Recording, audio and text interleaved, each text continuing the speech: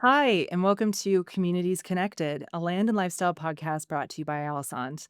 I am Danette Beal. I'm Vice President of Marketing at Alisant, and I am joined today by Kimberly Banach. Kimberly is Senior Director of Marketing at Howard Hughes Communities.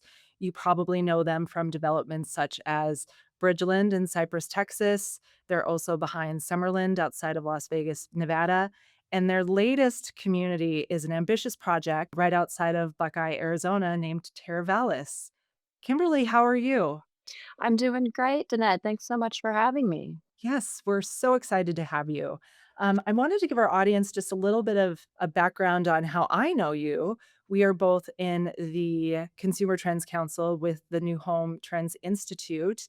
Can you give our audience just a little bit about yourself and your role at Howard Hughes? Yeah, absolutely. As you mentioned, I'm the Senior Director of Marketing, and I have the absolute pleasure of being able to focus my efforts on our Arizona region and specifically the Teravalis community, which is the largest of our communities by land mass. And as a marketer, is just an absolute playground of opportunity. Yeah, that's great. So let's dive into Terabellus a little bit. You know, as I mentioned, and you also mentioned, it's a very large project.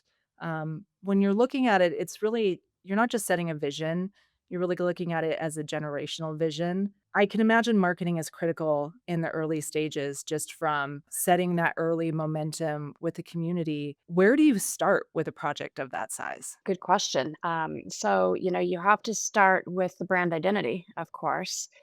And then we had a little bit of brand equity that was started with the name of the property, Douglas Ranch. So we had to embrace that brand equity and capitalize it as we got started on naming the new community. The the Howard Hughes methodology generally has communities named with some kind of a connection to the land or something meaningful and authentic. Um, we didn't have any kind of records on a Douglas Ranch family or historical fund with that name, and we weren't planning a ranch. So it did make sense to look at potential naming possibilities for the community. So we spent a little time with the agency on the property and explored the natural enclave between the White Tank and the Belmont Mountains, where we are, and landed on the name Teravalis. So you have, you're starting to build this early momentum, and you guys just had your grand opening, I think not even 6 months ago. How are you starting to build that early resident experience for those very first residents? I'm assuming that they're probably gonna be your biggest advocates in the community, and it's really important to bring them in, but without some of those amenities already in place, like, what does that look like? So our grand opening was just last October. We had about 2,500 people through on that day, which was wildly exciting for us. But we now have a significant number of people living within the community, and we have gotten started right away with actually hiring a full-time lifestyle manager. So Howard Hughes is definitely known for the lifestyle that they bring to the communities. We've just finished our concert series, The Taste of Teravalis, for the spring. So even with the limited number of rooftops that we have, we've invited friends and neighbors and everybody interested in the community to come out and really get to know what Teravalis is about through The Taste of Teravalis, which we plan to resume again in the fall. That's awesome. So going back to the branding, how are they resonating with the branding, and how is that setting in, like, with the? Because I can imagine the sunset coming in as just a really cool identity for the project, and are they really starting to think about that as, I'm buying into the outdoors and also the community? Can you tell me a little bit more about that? Sure, it might help if I start giving a little bit of an overview of the brand and the identity itself. So the T icon that's kind of become pretty well known for us has this beautiful color gradient operating through it. And the T icon was actually stamped directly out of a picture of the sunset from the property. So when you see the beautiful hues of blue across the top to the orange on the bottom, it goes from sky to sunset to land. So I think there's a very natural and beautiful story to that. The T, the shape itself, to me feels like a paint roller. as we get ready to paint the canvas of these 37,000 acres. It really is symbolic of what we're doing there. The brand itself is very modern, and I think it does speak very well to our early adopters. Our first residents are skewing quite young. So it's a modern and a fresh brand and something exciting to be a part of from the beginning. Yeah, that's really cool. I That is the very first thing that I noticed about Teravalis was, first of all, the colors are very different than a lot of communities that I've seen. They're very dynamic. So when you told me that it was based on that sunset in an actual photo, it made absolute sense. So even looking at your Instagram and some of your imagery with the community, it's just I think it's a really cool touch to bring that, what the landscape actually looks like into how you're beginning to build that identity for the community. Definitely. It has been a lot of fun to plan it. We even got to explore that a little further with our first village. So the very first village that we're building in Teravalis is going to be roughly 8,500 rooftops, and we have named that village Floreo at Teravalis. And Floreo is also of Latin derivative, means blossoming and blooming. So we are blooming our first village to the land of the valley. I wonder how much of that, with marketing, there's so much thought that's put into it.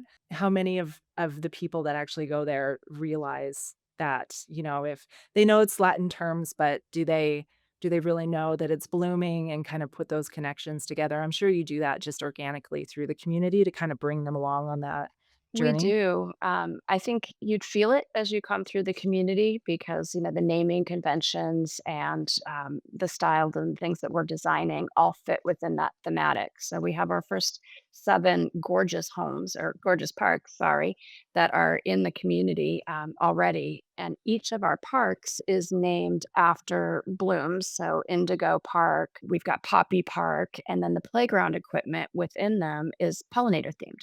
So when you come into the community, one of the first ones that you will see is this gorgeous Floreo park that has a giant bumblebee that climb on. So you're feeling what's necessary, those hardworking pollinators that help with our blooms within the desert. And you feel it even throughout the landscape of the community. So we are using all native, drought tolerant landscape. So you feel what the pollinators are doing and those gorgeous blooms and, cactus that are naturally occurring throughout the community. Yeah. Yeah, that's when I think about Arizona, a lot of people probably think about it as a desert scape, but there's just so much beauty in that I think you're definitely bringing to the surface. Kind of talking a little bit more about the specifics of Teravalis, it's, 340,000 residents is what you're expecting at full build out, is that correct? That's correct. So we have a 50 plus year plan. So I probably won't live to see it come to completion, but our kids and grandkids will get to experience it. But yeah, it's a very long-term vision and plan. So, Kimberly, how has the community brand evolved through the campaigns that you have with the different stages of development that you're going through? Sure. So it's a beautiful and long story to tell that starts with before we were even open. So knowing that we were doing something bold, creating this large scale community, on the western edge of the Phoenix metropolitan area, we started with a campaign called A Bold New Future. And that spoke very well to what we were doing and allowed us to tell the story to those early Mm. adopters that we know would become our first residents. And then, as we moved closer to being able to open in the community and actually having people be able to live there, we wanted to speak to the place itself. So the campaign evolved into community as in our nature, which speaks to, as we talked about with the flora and fauna that we're celebrating within the community and how we're building alongside nature and reclaiming and repurposing Mm. plant salvage throughout the community. It was just a authentic, beautiful way to continue that story. And then, of course, we moved into grand opening, which was, an invitation to come out. This is real. You can actually come here. We were amazed at how many people took the time to come out. We had over 2,500 people come celebrate with us at the grand opening. And now that the community is open and we have the 7 home builders that are actively selling in the community, we're starting to tell the story of belong here. So our campaign post grand opening is truly brought, how you can belong here, with a fun tagline of membership from the 300s. Oh, great. That is and can you expand on the 300s and what Sure. that means? Absolutely. So we have homes priced from the low 300s, which is pretty significant in our area. In our market, you're seeing average home prices over 400,000, and so we're starting to see young first-time home buyers move into the community and actually get to realize that American dream with the ability to buy a house. So that's our story of the 300s. Yeah, that's amazing. I feel, the new time home buyer age now is, I think, 38, and as home prices begin to rise and continue to rise, it's really fun to see that, there is a community with so much work and effort put into it from Teravalis that you're still able to get in at what's considered an affordable price, and I think that that's, really kudos to the developer and you guys for being able to, like, just give people that option. That I can tell you that the very first person to sign a contract to purchase a home in Teravalis was a single woman in her mid-20s, and my heart just exploded. That was just amazing to see that, and she wasn't the first to close, she was the second to close on the home, so technically our first residence is actually a young couple, also, in their 20s, so that American opportunity is definitely a part of what we're bringing to Teravalis. Yeah, that's so cool. As we mentioned, this project is going to be going on for several decades. So, most likely will be well into retirement by the time you sell the last lot. How do you guys have put so much into the vision and what you see the community becoming? How do you really start to build and make sure that culture and that intention is carried all the way through, for the next 50 years into the next generation of people who are gonna be living there and, continuing to work within Teravalis. So I think it's important to look at what matters to our buyers. So, you need a place to shop. You need that third place to hang out at. You need somewhere to work, ideally not with a long commute. So we're thinking in terms of our resident needs from the very early stages, so starting with those neighborhood conveniences. So you have the ability to do your grocery shopping, close by, onto where can you work. We're targeting 1.2 jobs per household in Teravalis. So we're going to have more people commuting into Teravalis than out of it. We've already achieved that in our community, the Woodlands in Houston. So we do have experience with, that scale, but we're already in early stages of talking to the large employers, and able to build, relocation campuses for them so that this is truly somewhere that people will want to work and we can build around. Mhm. Yeah, that's amazing. So you're really building an ecosystem that's going to be sustained for, generations, really, for the rest of time, hopefully. It is, yeah, on up to, we'll maybe host some major league sports teams someday that could call it home.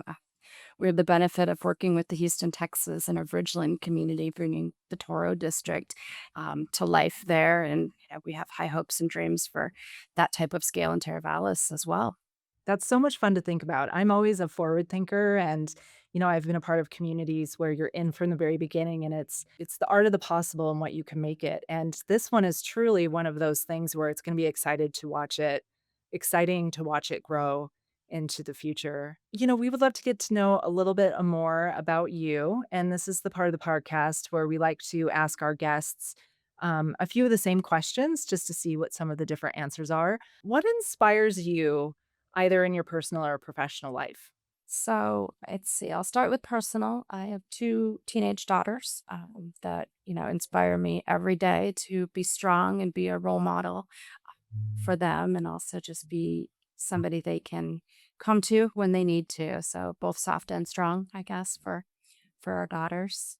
Professionally, I think I'm inspired a lot by some different organizations that we partner with being able to share knowledge. So organizations like RCLCO and John Burns have councils that our company participates on across the board, and just having that very authentic, unguarded sharing of knowledge so we can all learn and grow and improve. ULI is another great form of inspiration for us, both locally and on the national scale. Yeah, that's great. Well, I can tell you I've been inspired by you, just a part of our Consumer Trends Council through John Burns. Um, That's so kind. Thank you. yeah. What advice would you give your 25-year-old self? So the smart advice would be some kind of stock knowledge, early buy-in on something called Apple or Amazon, right?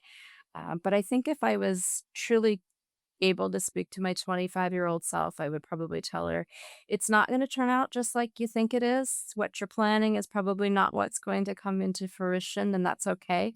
Be open-minded and give yourself a little grace. I would second that. I think I have a teenager as well, and I think about that question in terms of, what advice would I give him? And it's very similar to that. So thank you for sharing. Well, Kimberly, it's been great to have you on the podcast. If the listeners wanted to learn a little bit more about Teravalis, where can we send them? Sure, would love to have them follow us on all of our socials, so wherever it is that you find your information.